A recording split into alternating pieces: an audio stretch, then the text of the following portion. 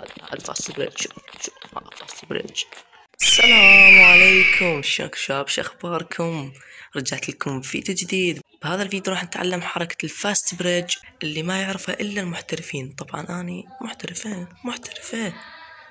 قبل ما نبدا الفيديو لا تنسى تنزل اللايك وتنزل تحت تشترك بالقناة اذا انت ما مشترك. يلا نبدا. اول شي تجون تقفون على اول بلوكة، تحسبون 4 او هيك شي 4 بلوكات تقريبا او حسب ما ايمكم يصل.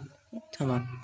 تدخلون ايمكم بالاخر وتظلون ضاغطين على هذا الزر، تظلون ضاغطين على زر البناء، تظلون ضاغطين عليه، تدخلون ايمكم بالاخير تظلون ضاغطين عليه ما تشيلون. إذا كانت شلبت تكون هيك شي كيفكم تقفزون كيف مثلا هيك شي على الفاست بريدج.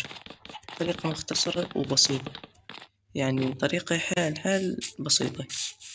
أنا كنت ما أعرفها، كنت يعني أقول شلون يعرفون هاي اليوتيوبرز أو هذول يلعبون الموبايل. تدخلون ايمكم يعني تقريبا بعيد منكم هيك تركضون عادي. يعني هي طريقة مختصرة وبسيطة عن الفاست بريدج. تخلون ايمكم بعيد على مود ما يبني مثل هاي الطريقة هيك يبني شوي. انتوا لما تريدون تسوون الفاست بريدج العادي اللي انتوا يعني دائما تسووه، تظلون ضاغطين بشكل عشوائي، يعني تبنون عشوائي. ايش مثل هذا البلوك هيك عشوائي تظلون بس ضاغطين هيك.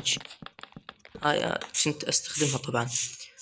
فانصحكم حيل، يعني انصحكم انه تتعلمون على الارض مثل هذا الشي، يعني على الارض المنبسطة او المسطحة. تعرفون انتو شلون تتعلمون على الارض هيك، لان اذا تتعلمون فوق يعني مثل بتجعوا.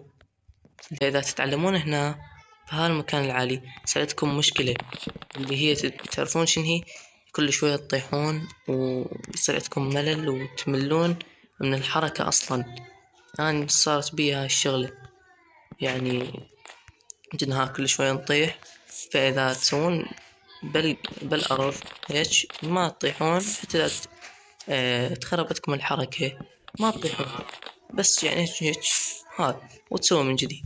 فهاي الحركة جدا بسيطة. شوف الفاست بريدج طريقة مختصرة جدا. كنت استخدم الحركة الثانية اللي هي هاي شوفكم اياها. انا كنت استخدم الحركة القديمة اللي الكل يستخدمها اللي هي هيك وامشي وابني. كنت هيك استخدم. فبعد ما تعلمت هاي الفاست بريدج بالتحكم الجديد، شوف شلون هذا الفاست بريدج. شوف هذا الفاست بريدج. اوكي تبني بهاي المناطق. المهم تتعرف شلون. فيب هذا مقطعنا بشكل كامل. اذا عجبك اضغط زر اللايك وانزل تحت اشترك بالقناة اذا انت ما مشترك، وانتظرنا بالفيديو الجاي ومع السلامة.